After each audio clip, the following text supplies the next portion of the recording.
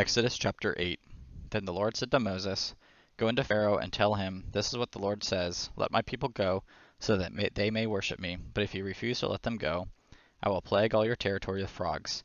The Nile will swarm with frogs. They will come up and go into your palace, into your bedroom, and on your bed, into the houses of your officials and your people, and into your ovens and kneading bowls. The frogs will come up on you, your people, and all your officials. The Lord said to Moses, Tell Aaron, Stretch out your hand with your staff over the rivers, canals, and ponds, and cause the frogs to come up into the land of Egypt. When Aaron stretched out his hand over the waters of Egypt, the frogs came up and covered the land of Egypt. But the magicians did the same thing by their occult practices and brought frogs up into the land of Egypt. Pharaoh summoned Moses and Aaron and said, Appeal to the Lord to remove the frogs from me and my people.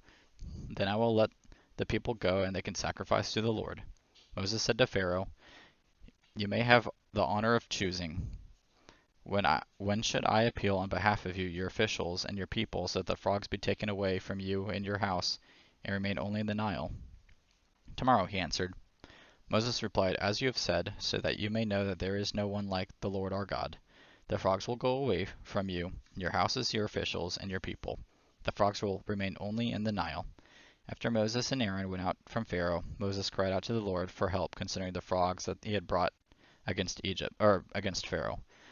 The Lord did as Moses had said. The frogs in the houses, courtyards, and fields died. They piled them in countless heaps, and there was a terrible odor in the land. But when Pharaoh saw there was relief, he hardened his heart and would not listen to them, as the Lord had said.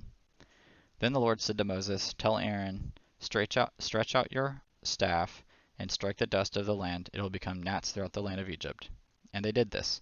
Aaron stretched out his hand with his staff, and when he struck the dust of the land, gnats were on people and animals. All the dust of the land became gnats throughout the land of Egypt.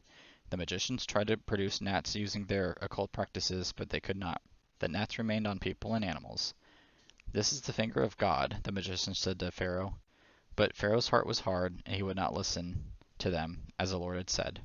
The Lord said to Moses, Get up early in the morning and present yourself to Pharaoh when you see him going out to the water. Tell him, This is what the Lord says, Let my people go, so that they may worship me.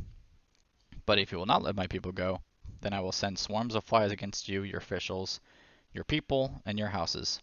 The Egyptians' houses will swarm with flies, so will the land where they live.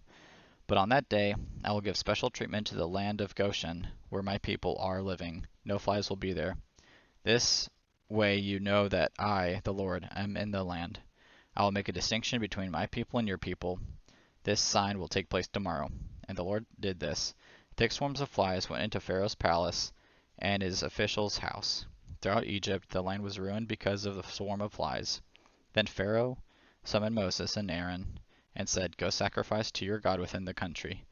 But Moses said, It would not be right to do that, because what we will sacrifice to the Lord our God is detestable to the Egyptians. If we sacrifice what the Egyptians detest in front of them, won't they stone us? We must go a distance of 3 days into the wilderness and sacrifice to the Lord our God as he instructs us.